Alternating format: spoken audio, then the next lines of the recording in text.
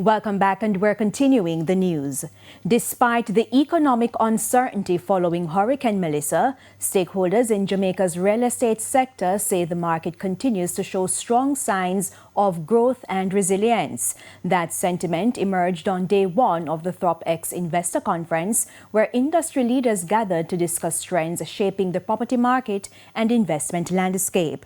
Anthony Lugg is at the conference and filed this report.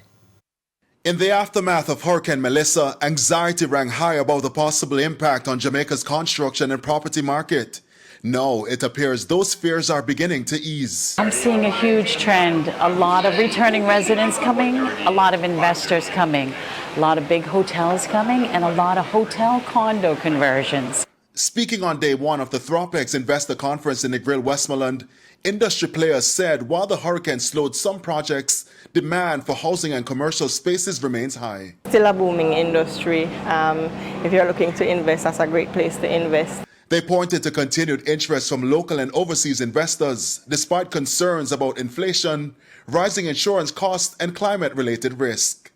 The conference also turned attention to the rapidly expanding Airbnb market, an area speakers described as one of the most influential forces now shaping Jamaica's real estate industry. It has mushroomed in recent years, and it has given concern. I think that's one of the reasons you see the newspapers talking about compliance, because the big guys are now a little bit worried about the small guys, because the small guys are now in the villa rental business, or they have Airbnbs, and they're competing with the big guys, and it's doing really well. The government recently announced that short-term rental properties, including Airbnb, will begin paying GCT effective April 1, 2027, a matter that has not gone down well with all stakeholders. Compliance is not a bad thing. I think it's a good thing.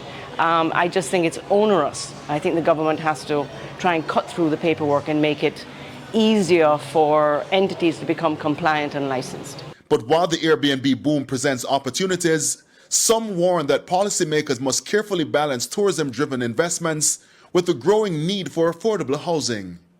Anthony Lugg, TVJ News.